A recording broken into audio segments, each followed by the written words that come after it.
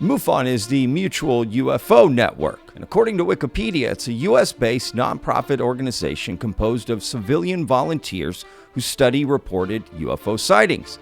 It is one of the oldest and largest organizations of its kind, established in 1969, claiming more than 4,000 members worldwide, with chapters and representatives in more than 43 countries and all 50 United States. My guest today is Ron James. He is MUFON's Director of Media Relations, but he's also a filmmaker. He released a documentary narrated by Matthew Modine last year called The Accidental Truth, and he's here to talk about his next film, The Next Accidental Truth, and the MUFON Symposium that's coming up in July, where they will reveal 4 different new UFO cases.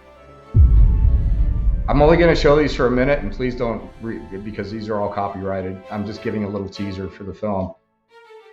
Father supposedly shot a mothership. This is supposed frame from a gun camera footage shot of the saucer being shot down. This is supposedly the crash scene. And make sure to watch till the end of the video. I've got a special surprise for you, straight from Ron. Hey, Ron, thanks for coming on the show, man. Pleasure to have you, dude. Patrick, thanks for having me on. I actually watch your show a lot, so it's good to be here. Well, I love to hear that, man. It's always great to have a fan of Vetted on the show. Now, you say you watch it. Does that mean you like it? I'm just kidding. Look, you know what? I'll be perfectly honest with you. In the beginning, when I first started watching it, I'm like, who is this guy and where did he come from? But you know what? You have overcome that, and you've actually earned, not taken, but really earned a place in the conversation. And for somebody to do that in this knockdown, drag-out field of ufology is an accomplishment. And so I see your fan base climbing. I see your subscription numbers climbing. And you're doing a really good job at tackling some of these issues as they come up. And yeah, you're doing well. That's awesome, man. Wow, you're buttering me up. Ron, you do a great job. Yeah, I'll Venmo you later. Yeah.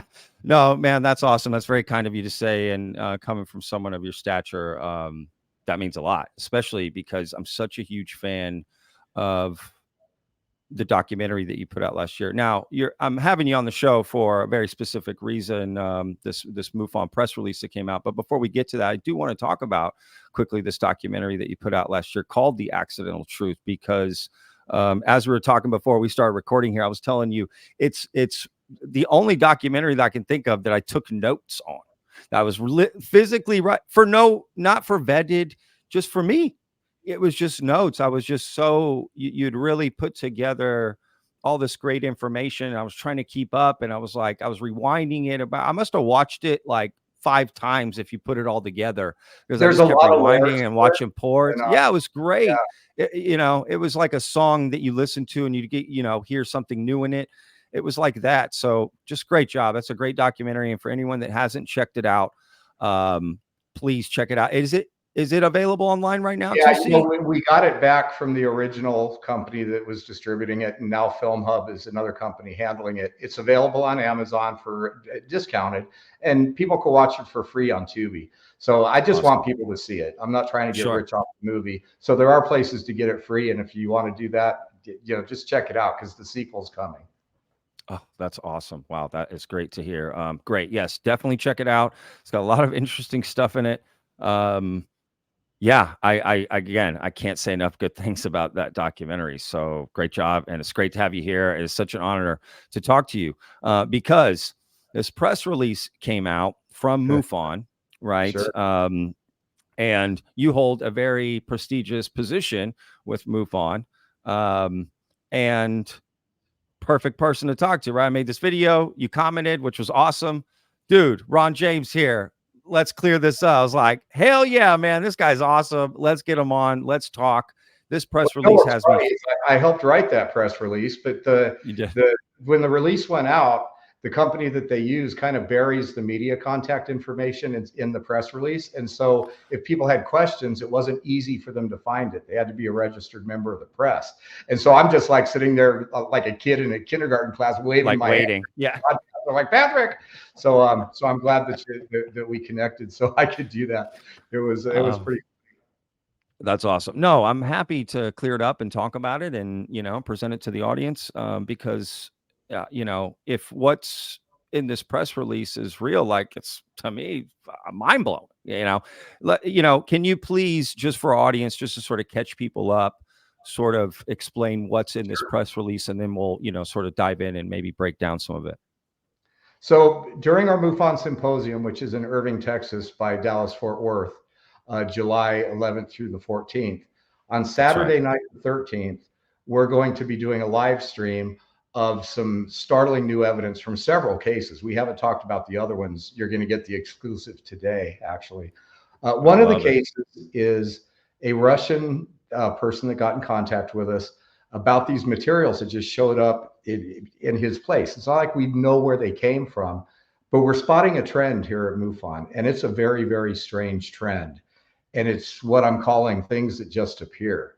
People that have histories of being experiencers, and I don't want to lose your audience on this. I'm not saying MUFON officially signs off on it. I'm just saying this is happening and we're trying to figure it out.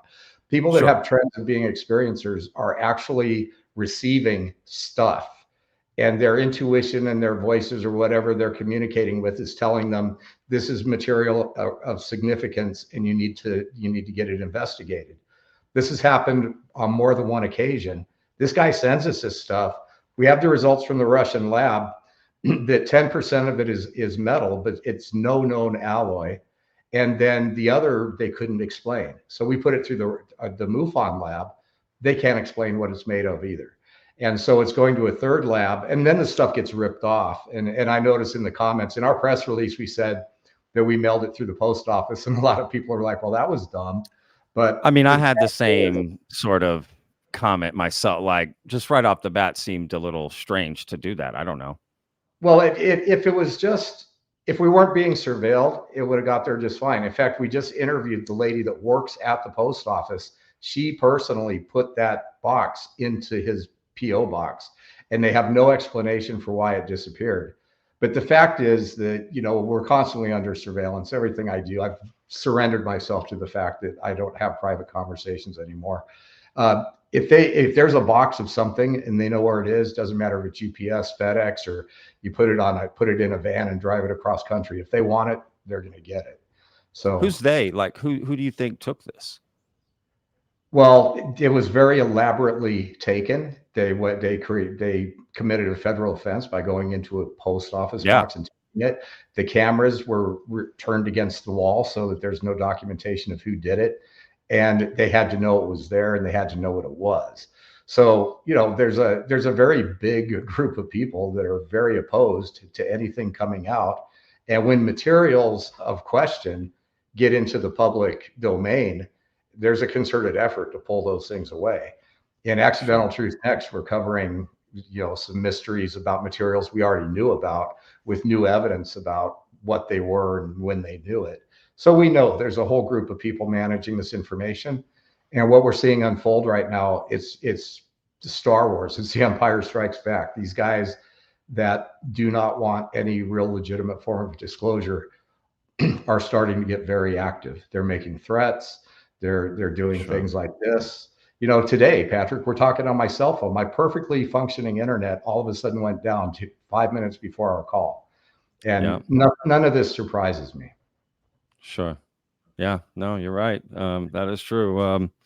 And I even saw, there's been a lot of stories about threats lately from a lot of different people and receiving threats. And I talked to these guys. I talked to Lou. I talked to Gary Nolan, and I got a very cryptic email from Lou just saying, hope you're okay. Be careful. And it's like they're making it very clear that there's lines they don't want crossed. Sure. Yeah, absolutely. So we're back in the old days. People actually, people have been killed over this topic. I didn't think it was still happening, and it probably isn't. But the fact that people are feeling threatened, it doesn't bode well. Yeah, absolutely. And there's real world evidence of whistleblowers' lives being taken. Like that's not a thing, right? Like that is true. So that possibility is scary. And it better just safe than sorry, right? At the end of the day, right? Better safe than sorry. Is there a police report about this material being taken from the post office? Like, did y'all call the police? Get the police involved? We Just didn't, for but prints? we did get a post office investigation initiated, and Oh, okay, yeah, yeah, because it would be a federal offense, so it'd be out of police jurisdiction. So, but sure, yeah, and absolutely. the whole thing's documented. We actually sent a film crew to interview the postal workers themselves, Got and it. that.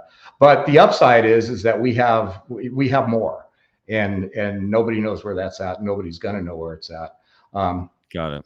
So this So was this, a piece of the original piece, right? To be tested or there were whatever, right? Sent off to be. several pieces that came in the sample. So we didn't. Oh, got Yeah, it. Okay. Okay. and, And and, if I'm okay, hearing you correctly, were you saying that these pieces were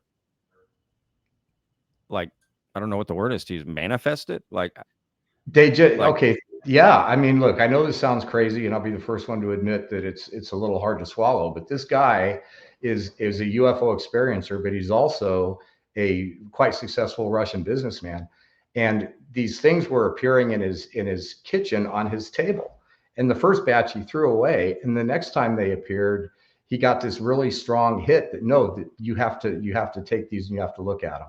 And so it started eating at him, and so he took him to a Russian uh, gem laboratory to do the initial investigations, and that's where the first reports came from. And got it. you know, the MUFON Labs has followed it up, and we're doing another scanning electron microscope analysis before the symposium. And so to think, you know, these things, they just appeared in the guy's house, sounds far fetched and crazy. But then when the materials are um, Once you test them and find challenging out. to analyze, then his story Sure. starts to make more sense. And I'll share with you Sure. before the end of this, we have another one where something like that has happened. And again, we have materials that are extremely anomalous, and we have samples of those materials. So there's actually Wow. 4 cases that we're going to roll out in this presentation. We have unknown materials where we'll be presenting the latest thing about the Russian case. And then because of my film, a lot of people have been coming up to me with stuff, and some of it is legit, some of it's not. But I was speaking at a conference in Oregon, and a guy comes up to me and says, my dad used to fly for a secret squadron that had to shoot down a UFO. And I'm like, okay. But anyway, I went and interviewed him, and he told the story Yeah. that his father was part of a squadron out of Oregon that had a mission of escorting flying saucers away from populated areas in 1955. And they flew the F-94 jet, which was a brand new state-of-the-art jet that had no business in a civil defense air wing in Hodunk, Oregon. Sure. Well, as we started to investigate the story, sure enough, there was a squadron of F-94 jets that were in a civil defense air wing at this exact airport that was disbanded in the middle of 1955. At exactly the time he said that one of the jets was shot down by the UFO, and they in turn shot it down. And Holy. yeah, holy, holy. So Wow. then we just started investigating further. We haven't found anything to discredit his story.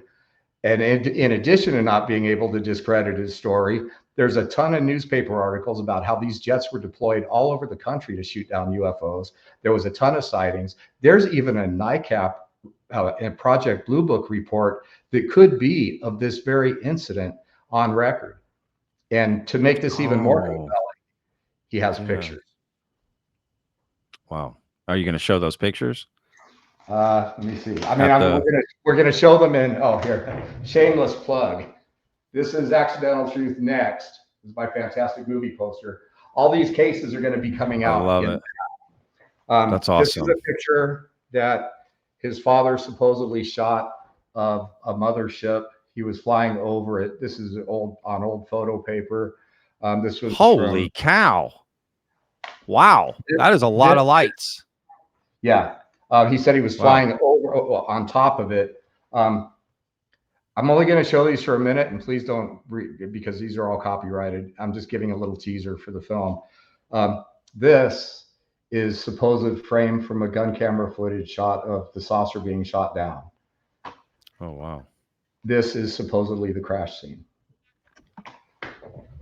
We have more. Holy shit, Ron! That last picture is Yeah, and there's another shot of the wow. same vehicle in a warehouse, and I had Michael Schratt look at that shot. He's actually Michael Schratt's been helping me to investigate this, and he said that in the shot of the saucer in the warehouse, you see girders and men standing around it, and it's sitting on these things, and he says those supports that saucer is sitting on are consistent with what the military would have used to support something like that in that time frame, and so I've been trying to debunk this story, and I haven't been able to so far. And the detail, there's even more. There's materials that were sent that were stolen, but we have pictures of the materials that were sent by this guy to the family of the one of the pilots. We have a picture that was supposedly smuggled out of Wright-Patterson Air Force Base by. There was this guy that was with the wing. Whenever they had classified footage, he would go to Wright-Patterson, escort the footage, and then he'd develop it, and then they'd strip search him on the way out. But he apparently taped a negative to a bald spot on his head and smuggled out a picture of what is being claimed as an alien that was frozen at Wright-Patterson. We have pictures of the guy. We've been able to verify his military record, and we have the picture. Oh my God! You're saying you have a picture of the negative he took out of an alien cryogenically frozen, or I don't know if I'm using the right well, term, it appears that he was pulled out on a table and thawed, but yeah, we have the image, and I showed the image to Michael Schratt, and he's like, there are some descriptions of aliens that this is consistent with. It's not your typical gray alien. It looks kind of weird. In fact, if I was going to fake an alien picture, I wouldn't have made it look like this, because it's similar to the grays, but it's got a lot of its own characteristics. Wow. I don't know if we'll be showing that at the symposium, but it'll definitely be in the movie. We're going to be talking about this case, and then there's one more. I'm working with there's two more. I'm working with Toby from the Roswell Daily Record and Warren over at KRGA. The three of us are putting together a new miniseries called Roswell Breakthrough. We have new witnesses at Roswell, and we've recovered some more materials. And so we're going to be showing the test results from the materials we've got from Roswell, and that is going to be a whole new series that we're putting together right now. And then finally, we have a case. We're calling it "What Are These Things?" We have a lady that says she is just like things just appearing. She got these little pellets that showed up in her life, and she was an experiencer at the time, and they're like, these pellets are important. So she spent years having them analyzed. They were analyzed by the National Institutes of Health. They were analyzed by the NSA. They were analyzed by the scientists that wrote the book about transpermia. The conclusions from all of the lab results are that these are some kind of, for lack of a better word, they're some kind of egg, but you can't burn them. And inside they found bacterial DNA, and it was identified as DNA that we know it was some kind of staphylococcal whatever. But the shells themselves have been impervious to time. And the guy that wrote the transpermia book, he believes that they are from outer space, that these things are seeds of life that are not from here. And we have the samples, we have numerous test results, and we have the story. So on Saturday, July 13th, these 4 cases are going live. And so anybody that wants to sign up for the live stream, they get the whole MUFON Symposium. It's only $100. They get a year of MUFON TV, and they get to be there for this. And it's going to be a heck of a show. Wow. Well, I'm definitely gonna have links in the description, of course, without a doubt. This will be streamed online, or do you have to show up in person? No, it's going to be online. You can show up in person, or you can buy the live stream. And again, you get the live stream for the whole show. And it's not. Well, I'm coming, Ron. I live in Dallas. I'm coming to this. Oh yeah, I'll tell you what. I'm gonna make. I'm gonna come. I'm gonna make a video. Press list. You're comped. So the awesome. I'm there, man. People are saying, "Oh, what? You're charging $100 for a live stream?" Contact in the Desert charge like $3. I mean, we're not. It's not a money grab by MUFON and all those people that are just say all that kind of stuff. You're doing something. You're putting something on. People have a choice. I'm way past all that stuff, man. I don't. I don't get into that stuff, man. I personally am just. I'm a business owner. Like, it's like I'm a business, like you got to make money. Even a restaurant, I'm a chef, like you'd make food. Yes, I'm passionate about it. I love it. I believe in it, but I'm sorry, I have to charge you for the dish. I can't make it for free. You have to pay for it. Otherwise I can't be in business. And I feel this is the same stuff. Y'all providing something, you're showing something, it costs money. Like, I'm sorry. I totally get it. I think the prices are actually pretty reasonable, if you And ask all of me, it'll like be you said. available afterwards, but we invite Yeah, people to the party. And then just totally. to clear up, I don't want people saying that we've exaggerated. I'm the one that wrote this press, very careful to make sure that we don't have wild speculation. We're not showing up with a flying saucer. Aliens will not be on stage revealing themselves. It's some small samples that so far are defying lab results. And if we get lab results back between then and now that give us some sort of an explanation, we will come forth and share that as You'll well. show So it. we're not attached to anything, but right now we've got legit stuff and more than one case. And I think out of all of these, the 1955 shoot down case is an absolute mind blower. And we actually have a map to the crash scene. So it's never been investigated. Oh my God. I love this stuff. I mean, look, as much as we hear about things or whatever, see, I'm about this. People have things and we get to look at them, we get to study them, and we get to, like, I'm all about this, man. This is super exciting. When you Quick make note. a film like Accidental Truth, you build a certain amount of credibility and people trust you. And so Sure. I'm approached from constantly, and anybody else out there that wants to approach me, I'm trustworthy. Tell me your story. We'll put you behind a hidden camera and change your voice, and we'll get the information out. But I love it. I get Yeah. everything from, hey, my daughter's in the cow field being abducted by aliens. Come Sure. now, which I tend Sure. to roll my eyes at.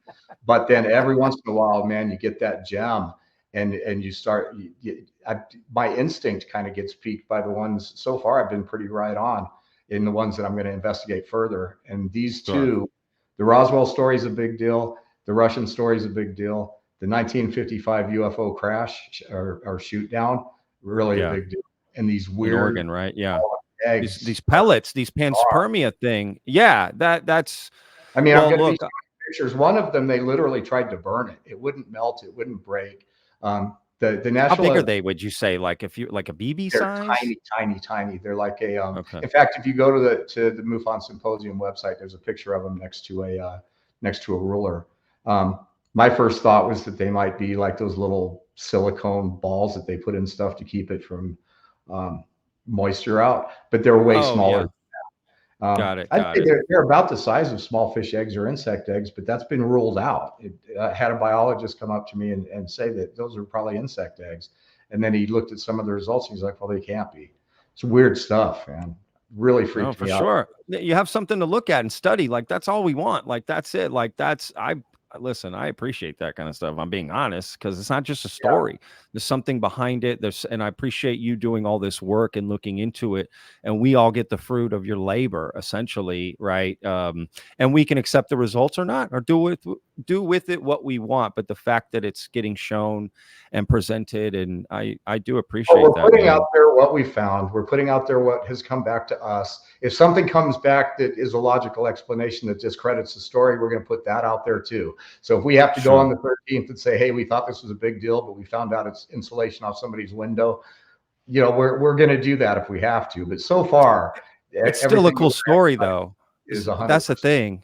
found. Yeah, no. To me, even if you bring that other explanation, prosaic or whatever, right, to me, it's still an interesting story. Like, it's still an interesting story. The fact is, we need to do these sort of investigations and look We into do. these things, and we need people like you doing this. So, like, that's what I'm saying. Mad props to you for doing this. So, of these four, to you, the 1955 case is the Oregon case. That's the most, like, just We haven't been promising, I guess, able or to what? debunk anything. And Yeah. I've had Michael Tratt working on this, and he hasn't been able to debunk it. He actually thinks it's real. He even thinks the picture of the alien might be legit. Um, so yeah, as soon as I find something that says this story's a hoax, I would, and it would only take one thing. You could have 9 things corroborated, and then all of a sudden you get the deal breaker that says, "Nope, got to wash out the whole thing." Hasn't happened yet, and we've been investigating it for over a month. Wow. So let me see if I make sure I don't get the stories confused, that I Sure. understand what the four are. The first one is the Russian experience here that got these pieces on his kitchen table. You guys have analyzed them. And then Material the second one is, material unknown, 90% unknown, which is crazy, right? and the And then the metal second, known alloy. So. unknown ally, the other 10%, correct. And then the second story is the 1955 Oregon Shoot down. UFO shoot down, right? And the panspermia, the little I'm showing this, but that's not the size, right? Obviously, clearly something smaller.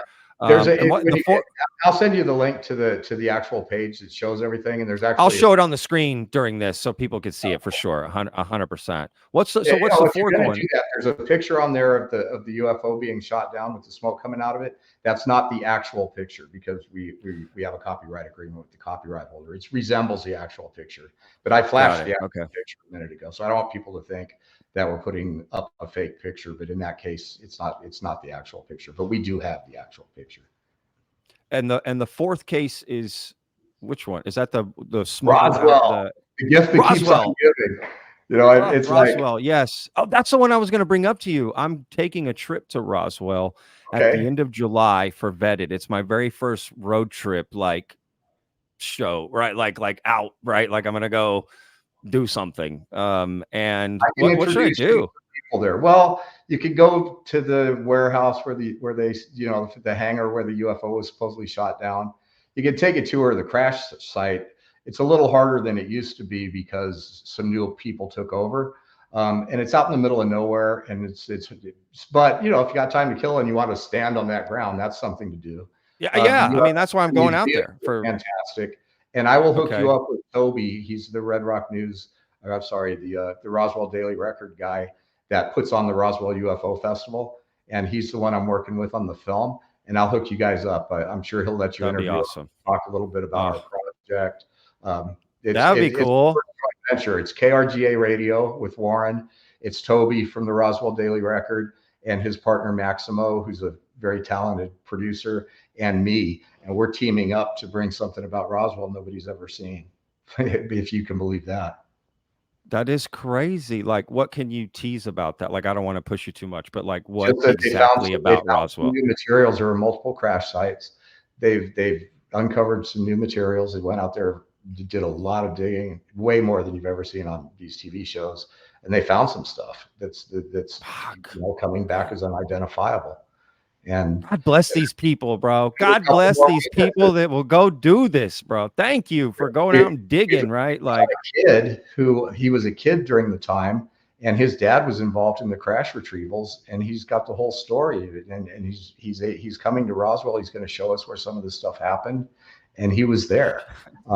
Just another witness. They just keep coming.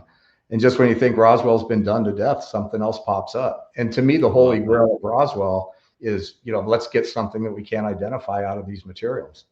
Sure. And now that MUFON has its own laboratories, we can do tests. And then if we can't figure it out, or it's, inconclusive or anomalous, they will send it to other labs. So we've got a good laboratory network set up where we don't have to worry about I was going to say we don't have to worry about our samples disappearing, but that's not exactly true. It happened. We did not see that coming, honestly. Do you think from here on forth, no more post office? I think we're actually this particular set of samples is now being moved around by a courier. We actually took it and flew it on a private plane from one place to another because Dave McDonald runs MUFON, has his own airport basically. But we're not screwing around anymore. The stakes are high. Yeah, that sounds like if you told me that's how you I think, okay, that makes sense.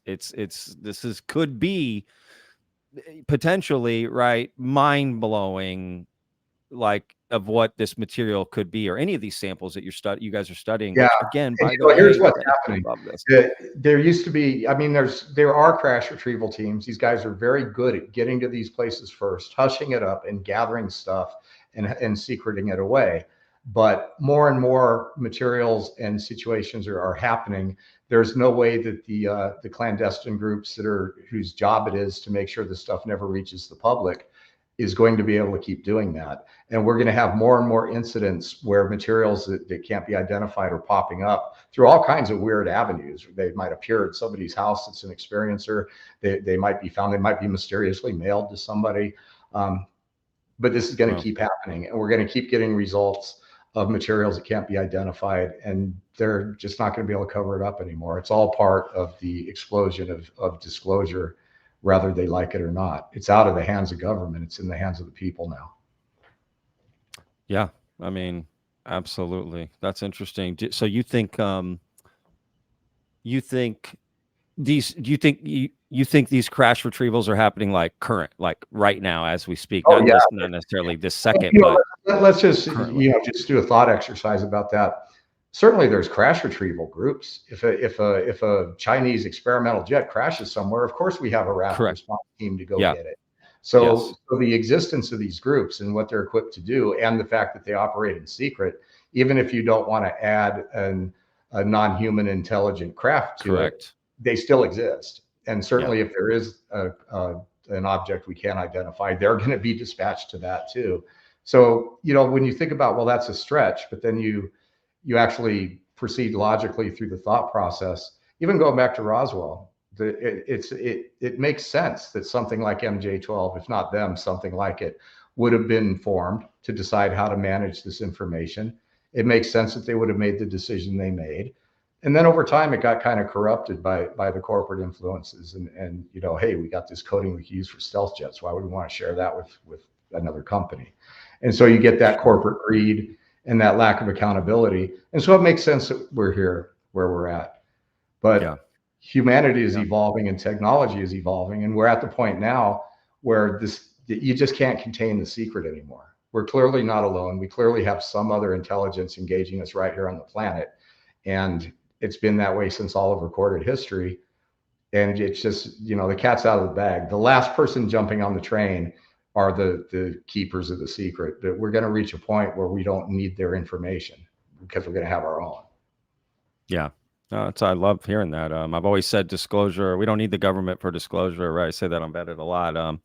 It's interesting that I love the thought experiment you brought up, and you bring up a good point. And I don't know if anyone's even caught what you said, which is we're for certain that the United States government has these crash retrieval teams because they do go get foreign object, like you said, right? These things. I think where the confusion is for people is they think that there's these crash retrieval programs that are only for UFOs set up that are being held secret. Do you think that's where the confusion is for people, that these programs exist? It's just, what are they retrieving? Are they retrieving non-human craft? Does that make sense? Like, that is a big distinction. Well, you could argue that as it was established that there are non-human craft, that there were specialized divisions. But one of the things that this guy with the 1955 story pointed out to me is nobody gets paid for sitting around twiddling their thumbs. He said that his father was in this special squadron, but they were tasked with doing other things. They had these high security clearances, so sometimes they worked with Project Blue Book. Sometimes they did disinformation experiments, going out in the public and showing UFO photos, and so they were always kept busy.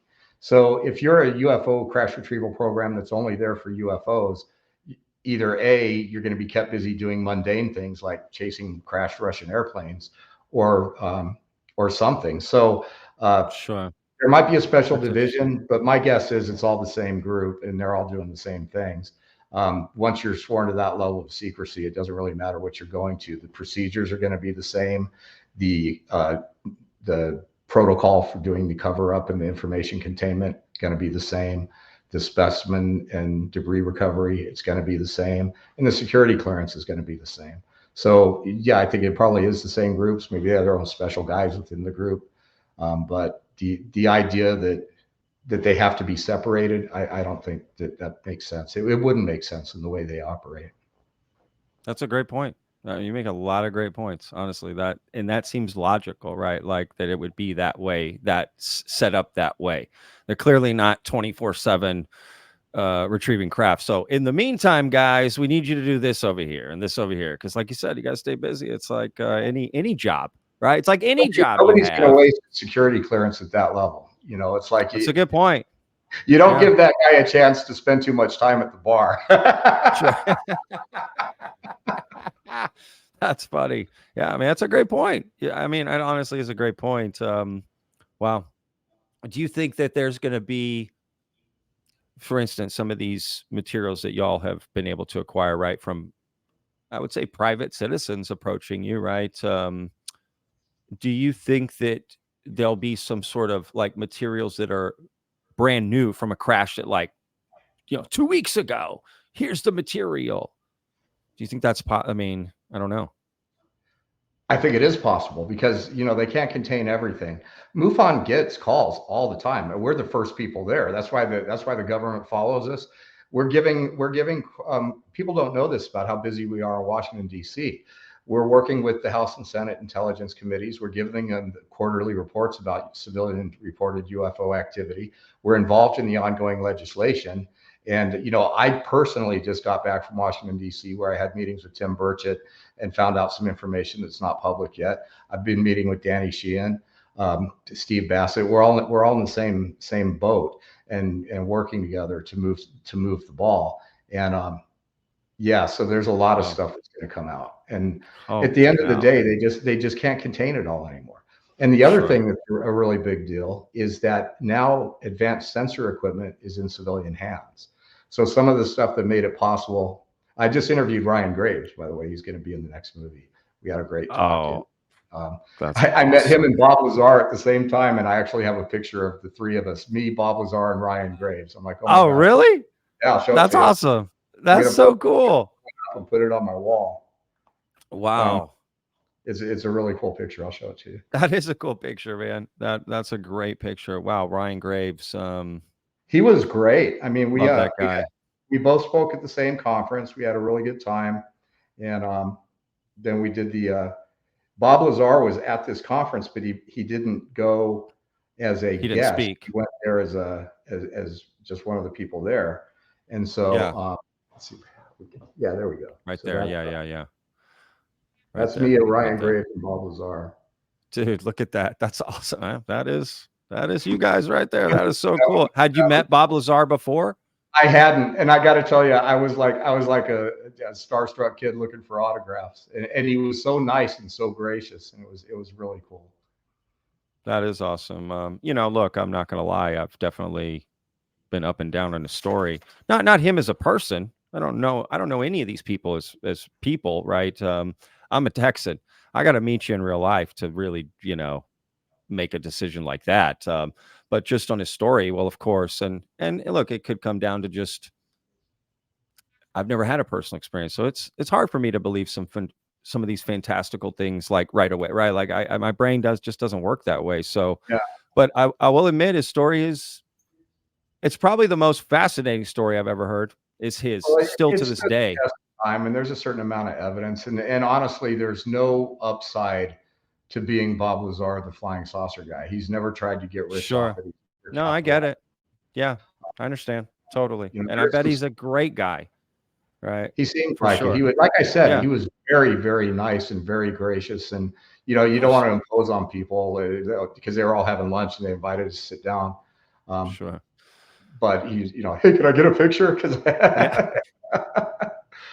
well, that's different, right? Yeah. Tyler, like, dude. I love it. That's awesome, man. No, well deserved, and that's so cool. And I'm glad Ryan Graves is in the documentary that you have coming out too. That guy is awesome. Ever since he with Ralph Blumenthal about the Grusch story, we've got Ryan Graves. New interview with Tim Burchett about the Grusch story, and also about what happened when him and Luna and Matt Gates went to Eglin Air Force Base. Got the inside story about that that's still not being told. More interviews with Danny Sheehan talking about what's going on in Washington, D.C. And a whole lot of surprises. These 4 new cases that nobody's ever heard. It's topping Accidental Truth because it won 28 film festival awards and did pretty well. Coming out with something better than that has been a challenge. It's like James understands. It's like once you put out one movie, everybody expects the next one to be better, and then you're totally stressing. And then people don't know this. There's a 90-day window between the time you finish the film and turn it in, and it cannot be changed until it actually shows up on Amazon. And that is the most agonizing 90 days a UFO filmmaker could ever go through, because the entire field changes and new stuff happens. Right after the release date of Accidental Truth, it was only a week later that David Grusch showed up. Oh my God, no. You're like, oh my God, People why are did like, this? oh, no, this is old news. And part of the reason it's old news is because it takes so long to get it out. So for Yeah, Accidental we're putting it out through the normal pipeline, but we're going to do an early release on Vimeo, so that literally the day the film's ready, people can get it on Vimeo, and the rest of the world can wait the 90 days. But for the people that really when is that going to happen? When are you thinking? Like, right after Lou's book comes out. It's going to be sometime late September, probably. Lou Elizondo's book comes out on the 24th. I've been bugging him for some kind of insight on any major revelations that are going to be in it, so I can tease it in the film, but he's keeping quiet. He won't, but really. you know, it's going to be, yeah, he's not telling. Danny knows, I'm sure, and some other people, but he won't tell me. But you know, there's the rumor that he's going to, you know, basically admit that he was in the same room with an actual craft, and that's the rumor. And so Lou, I've heard that too. I heard that too. Yeah, I heard that too. I mean, amongst other things, I basically just heard he's going to, you know, not come clean. That's not the right word. Just, you know, finally say, yes, I had a personal experience, right? That was going to be a personal sort of experience. And yeah, I heard this about the being in the same room as a craft. No matter what's in it, it's going to be interesting, this book, right? Oh yeah. And I hope he does really well with it. Lou and I I met him in 2017, and he's in Accidental Truth, and there's other parts of him that are in this movie. And you know, I've seen him get beat up and praised. And you know, my feeling about guys like that when I first started Accidental Truth was like, how can you guys keep this from humanity? You hold the keys to the kingdom, and how dare you? And a certain amount of anger. And over time, I've come to understand that, yeah, they might be sitting on something that we all want to and deserve to know. But these guys are guys that made an oath. They're taking their duty separately. It's not in their pay grade. And as much as it's frustrating, it's like, thank God we have people of that level of integrity with us that are saying that, you know, I'm part of a bigger organization that I serve, and I can't just go off and do these things. And so it's a tough pill to swallow. And there's two sides to that viewpoint. But I like Lou. I know him fairly well, and I respect him. Oh, that's awesome. Yeah, well said. No, you make a great point. You know, I was going to ask you, because one part of the Accidental Truth, your film, that stuck out to me immediately was a part of Lou saying, like, if I'm getting this right, because it's been months since I've seen this, but it was like, you know, I'm not for disclosure. I'm saying something along those lines. Well, he said that it's not their job to disclose just to satisfy the idle curiosity of the few. He says that's not our job, and he means that that's not our job. Now, just because, you know, let's be realistic. If you watch Accidental Truth and you watch the section in it where we go back to the 50s when they were saying the same things they're saying now, and then it cuts to Lou repeating the 1950s vernacular about how we're just now starting to study this. Let's make no mistake that he is part of the machine that is controlling this disclosure, and he's going to do what he's allowed to do and no more. So, you know, I'm not saying that there's not parts in the movie where some of the stuff that he's saying is not questionable at best. Oh, that's a great way to put it. No, see, you ride that balance, man. You're good at this, Ron. You're good at this. Well, you've been doing this a long time.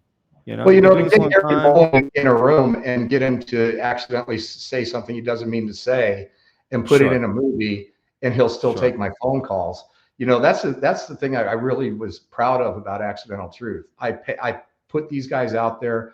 A lot of them got caught saying things that they didn't mean to say, but I didn't do it in a way that disparaged anybody. And there's not anybody in that film that I don't still have communication with. Well, maybe one, but it was a very tough line to walk. It was very tough. I bet it was. From a viewer's perspective, in no way are you showing them in a bad light or any, like, that never crossed my mind about, honestly. Yeah.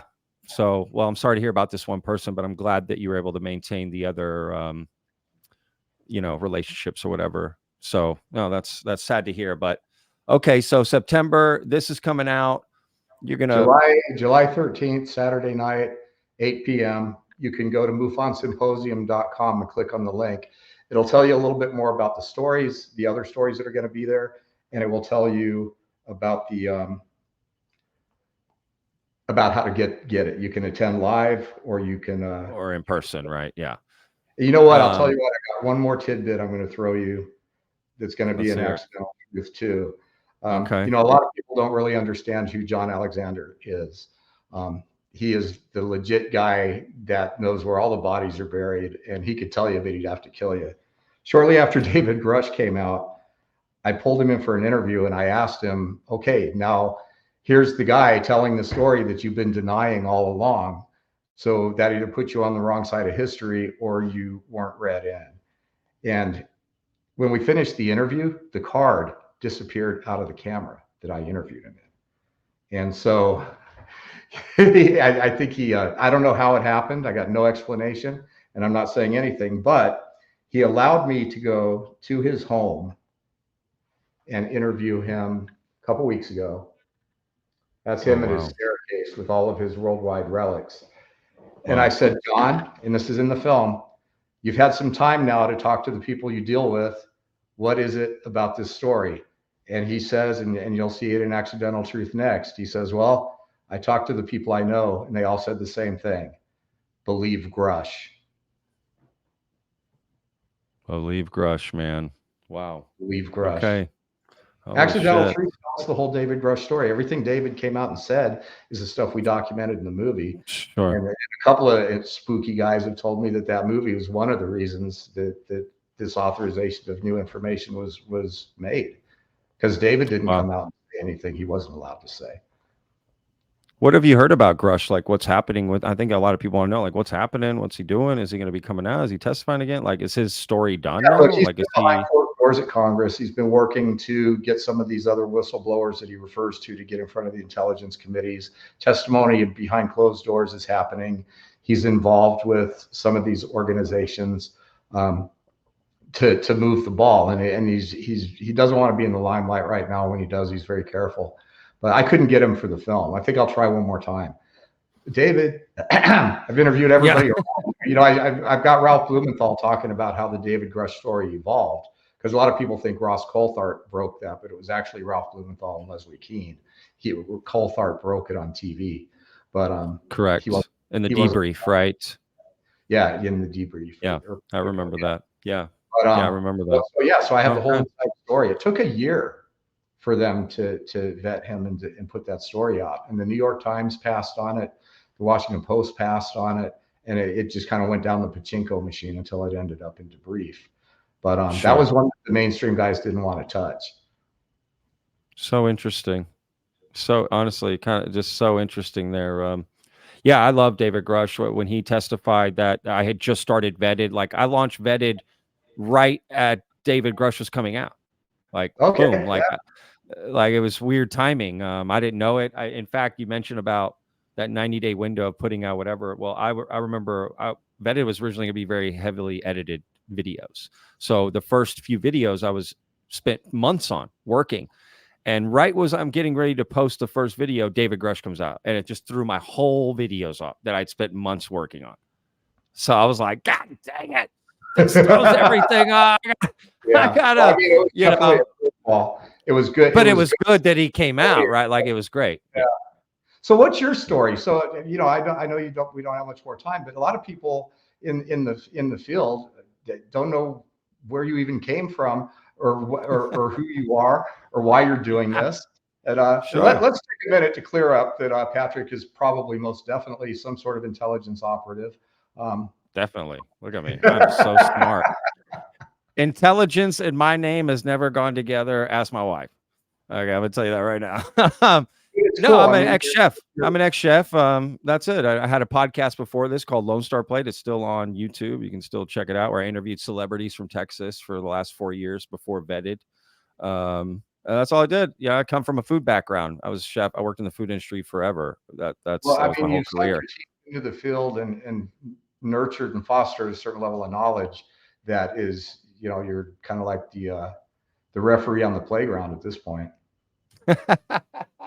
Look, I really love diving into this stuff. It's fascinating to me, which is why I want to start the channel. And James Fox's film, Moment of Contact, when I interviewed him on my other podcast, Lone Star Plate, that's what really made me like, Okay. dude, I am into this. Like, this is crazy. And I got to dedicate something entirely to this and do James this. And Fox that's was where at Vetted came from.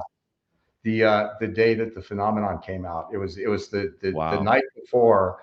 We did an interview at my house and talked about, it's a 2 hour interview. It's out there, where we talk about the whole filmmaking process and everything else.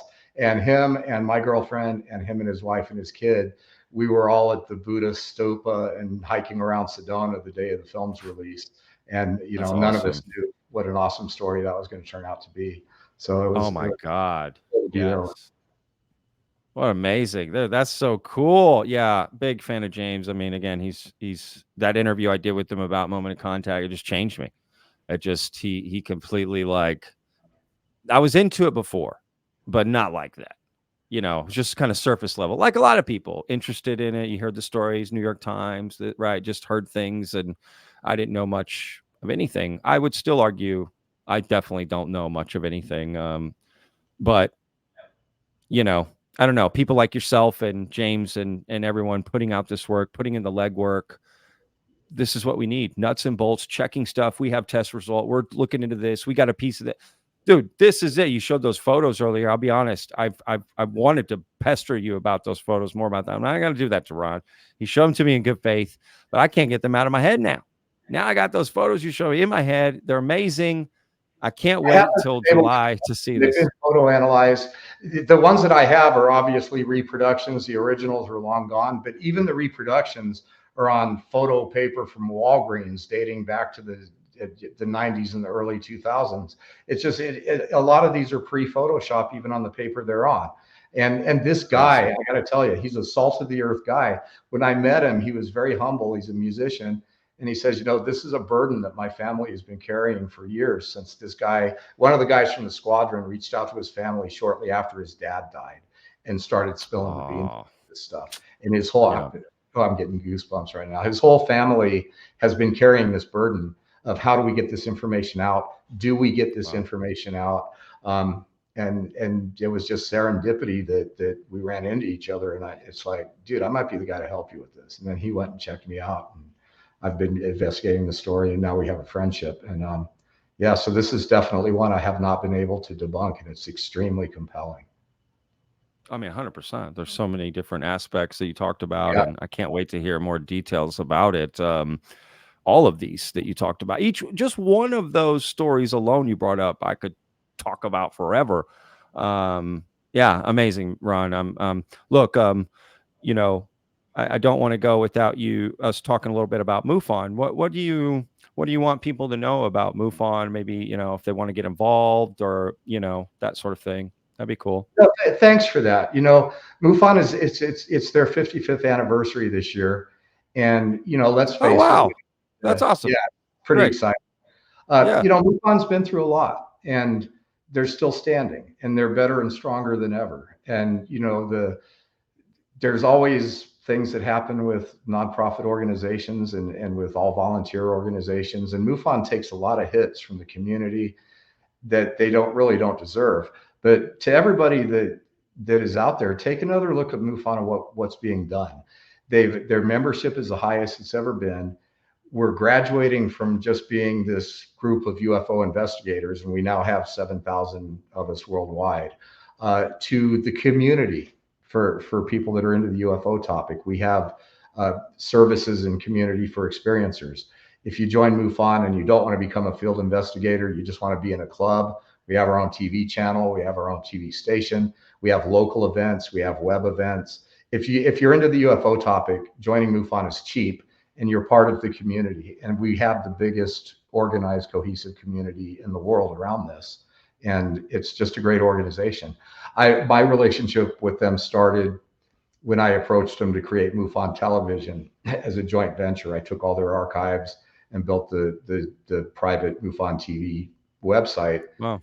Then when they changed leadership, they invited me to become their media relations director. And so that's what I've done. And I've been really Awesome. doing everything I can to propel the organization into the shoes it needs to fill. Because, you know, face it, Patrick, when this stuff becomes a reality that nobody's denying anymore and nobody's covering up, we're going to have a lot of confused people out there looking for somebody to talk to and somebody to hang out with to make sense of it all. And MUFON's there for that. So that's where we're at. Love that. Great answer. Yeah. You know, we talked about MUFON today in our Discord after party where on Fridays, every Friday after the video premieres, I go into Discord and hang out with, you know, vetters and on mic, and I get to hear from you know, fans of the show, and we all talk and hang out. Small group Sure. of us, but it's very candid and, you know, hey Patrick, what about this? What about, you know, I get to answer very specific questions, right? And we were talking about MUFON, and I'll be honest, at first I was thinking, oh, everyone's about to just start trashing MUFON right now. But that didn't happen. Everyone was like, yeah, you know, MUFON's got a bad name. They've been around a long time. Everything's, I was like, oh, this is cool. It's kind of cool that that's out there, because there are some people that kind of have this whatever about it that I have heard. Yeah.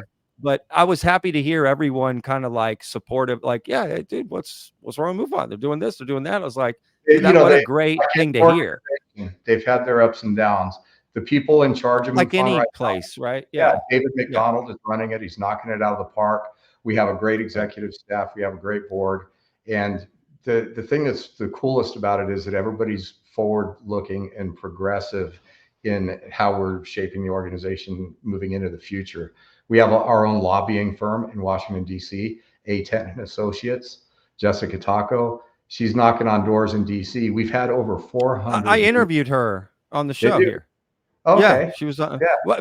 Before Vetted launched, I did 4 interviews: Mick West, Nick Pope, Avi Loeb, and Jessica. Oh, that's cool. Yeah, I talk to her quite frequently. We've had over 400 meetings with members of Congress and their staffs in the last 2 years. Yeah. Face-to-face, sit-down meetings. I've got pictures that are out there of me with Andre Carson, of me with, there's a video that's coming out in Accidental Truth 2. It shows the entire conversation between Tim Burchett and myself before we started the formal interview, where I tell him the whole story from Roswell forward as we know it. And for anybody that says members of Congress don't understand, I can tell you they do. And I have proof, because here's me telling a sitting member of Congress, only video you'll ever see of a UFO investigator telling a sitting member of Congress the UFO story. And these guys know. Wow. And I've got pictures of me with Andre Carson. And trust me, I told him. I have met personally with a number of representatives and senators, and I have taken the time to lay it out for them. So I know these guys know, because I've told a lot of them. And so is Danny Sheehan, and so is Lou Elizondo, and so is Steve Bassett, and so is MUFON. So we are making progress politically. Love that. Cool. No, that's great. Yeah, that is cool. I agree. Yeah. Wow. Ron, is there anything we missed? Anything you want to? No, I don't want to build people's expectations up for the Saturday the 13th event, but I will say, after having said that, it's going to be pretty cool. And if you can log on and be with us for the live stream, it's going to be a party. There'll be chat. It's going to be a heck of a show.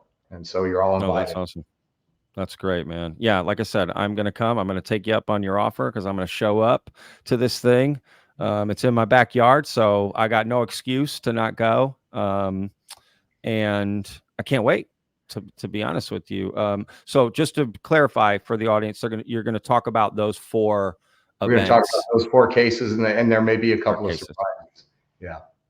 Okay. I like it. Last year, Matthew Modine Skyped in unexpectedly. We may be hearing from somebody. I love it. Is he going to narrate the sequel? Yes, I just left New York from being in the studio with him. He is narrating the sequel. Oh my God! Listen, Matthew Modine is awesome. I'm a huge fan of his. He's that's amazing. He supported the film. He shot it. He posted about it on his social media. He was a joy to work with, and I still talk. I don't talk to him that often because he's pretty busy and he has his people. But sure. We're all in communications, and I just got back from New York. We had a fantastic session, and that's awesome. So he's into the topic. He's into the Well, UFO? what attracted him to doing the doc is that he'd seen a UFO when he was a kid, and he's always been curious about it. He's not like a hardcore UFO person, but Sure. interestingly, he played Dr. Brenner in Stranger Things right before we recorded Accidental Truth, where he played a Wow. scientist running a top secret government program, and now he's narrating a movie about top secret government programs. But even crazier is that right after, in fact, during he was filming Oppenheimer when we recorded the first Accidental Truth, and I found out that he was playing Vannevar Bush. And so him and I had breakfast. And I'm like, by the way, you know who Vannevar Bush was? And he's like, no, tell me. I said, well, I told him all about MJ12, and Vannevar Bush was supposed to be a member of MJ12. And I'm like, so now you're playing one of the most legendary people in ufology. You don't even know it. You're not playing him as that in the movie. But it's just this weird thing, right? It's like, okay. Yeah. So yeah, That's so cool. Wow. he's making a return. Oh, he deserves it, man. He was awesome in Christopher Nolan's Batman movies. He was in Oppenheimer. That was great. But of course, Full Metal Jacket. I mean, I watched that movie so many times growing up. And yeah, I actually saw him just make a post about they reissued the poster for Full Metal Jacket and took off Born to Kill off the helmet. And he wrote this long, beautiful post about why that was crazy to do that. Yeah, what a great guy. I'm so glad that Sorry he's to keep showing you pictures. part So of the this is film. a photo. Are you kidding me? This is Adam Rickoff right here. There's On me and the there's got Matthew. it. This is us recording Wow. the next version of the film. That's so awesome. I love that, man. Wow. And he's got a great voice that makes the documentary, right? Like it just like brings it all together, baby. He's got that butter voice. I Right? narrated the first one, and I've done plenty of voiceover, and I was like, well, why do I want to spend all that money? And then I had him do it. And at first I was like, gosh, did I just make a six-figure mistake? Oh, it's a lot. And then I went back and I listened to it. And I'm like, oh my God, this guy did this. He brings something to it that I never even could have imagined. And so I'm blessed to have friends that I've made like Matthew Modine and some of the other people in the film and people that I just meet. I have a music project. I have a new song coming out called "Oh Aliens." I'll send you the link to it. It's music video. You play music? Yeah. I didn't know that. Right now, I kind of got serious about it again during COVID. So Tim McGraw's guitar player, his name's Adam Schoenfeld. He tours with him, and he's played on 43 #1 songs, and he plays the lead guitar on my song. And then I've got another one that I just finished. A few days ago, I was in Las Vegas. Mickey Free, Grammy Award winner guitar player for Shalimar, is playing the lead for another song we're doing called Stormfront. So we're just about to release that one. I'll send you a link to this video. In fact, if you want, you could be the first one to show it to the world. It's introduced by Robert Clotworthy of Ancient Aliens. Tim Burchett is in it. Gary Nolan's in it. Eric Von Daniken's in it. And it's pretty cool. Yeah. You want me to add it to the interview? I'll put it in here if you want. If you want to. The version that I would send you is not quite the final version, but you could tease it. Yeah. Yeah. Though, you tell me, hey, tease this part, and I'll do that. You know what I mean? Okay. Well, I'll send it to you, and you can check it out. When will this show come? I mean, I was going to put it out tomorrow. Oh, okay. As soon as we get off the phone, I'm going to send you the latest information about this event and the proper links, and I'll send you a link to the song. And if you like it and you want to play it, I'm sure I'll love it. Of course, I'm sure I'm going to love it, man. No, that's awesome. I've got a music background myself. You got to let me know what you think after you watch it. Oh, done. Of course. I'm I wrote it. I sing it. I made the it. music video single-handedly, except with a couple camera people. Awesome. It's got a cameo appearance from Travis Walton. He comes out of a portal with a guitar. I love this. I love it, man. That's awesome, dude. This is great. That's what I'm talking about, man. Having fun, enjoying this as well. That's important. That's important. Balance, man. You got a balance here, right? So that's good. That's actually really cool to hear. Well, that's great. Well, look, Ron, this has been fascinating. I mean that. I'm so happy that we got to talk. You got to clear up a lot of this for our viewers, our audience, give more information. Again, there'll be links to everything in the description for the symposium, all of this, your information to the movie, everything we've talked about. And like I said, I'm going. to the symposium, and I'm going to Roswell, so I'm going to hook. I'm going to talk to I'll you more hook you about up with that people in Roswell. privately. Yeah, can't wait for Yeah. that. Yeah, this is so cool, man. So, So again, cool. just thank you for Thanks coming on the having show. me on. Thanks for doing a great job on your program. And yeah, I'm looking forward to meeting you in person. And if there's anything that pops up that you need me to chime in on, I'm plugged into Washington. I talk daily to a lot of people that you talk about on your show, and I'm always good for something somebody might not know. I love that. No, that's awesome, man. I do appreciate that. That means a lot, Ron, for sure. Well, thank you again, man. Yeah, this was awesome. Everyone's going to love this, dude. So great job. Thank you again. And links in the description, y'all. Okay, please check everything out that Ron's done. And this is great. Thanks, Ron. Thanks, Patrick. Now, that special surprise I mentioned at the beginning, and you may have heard a little bit of it there at the end, I'm going to play for you right now the first part of Ron James' music video. So here we go. Premiere-ish, sort of. It's never been played before, right? You just heard Ron. They're going to release the full version of it soon. But this is just a teaser, right? To sort of end the interview and go out on a high note here. So, world premiere of Ron James' song, "Oh Aliens." Enjoy. Ron James came back from the desert with a tale about a life-changing alien encounter. What if it were true?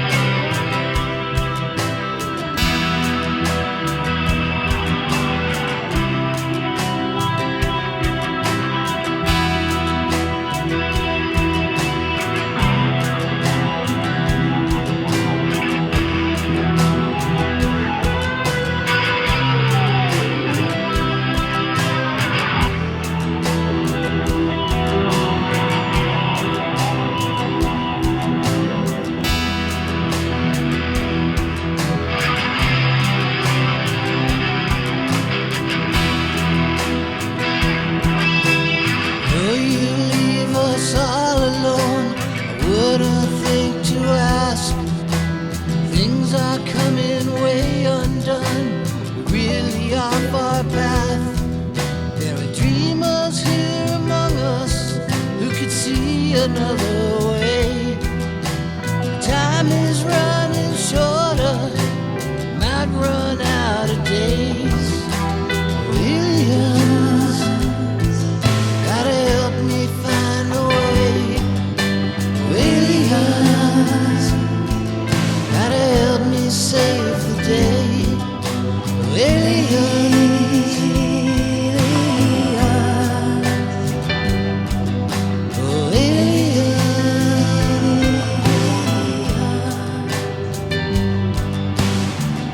You could just reach out, let us know you're here.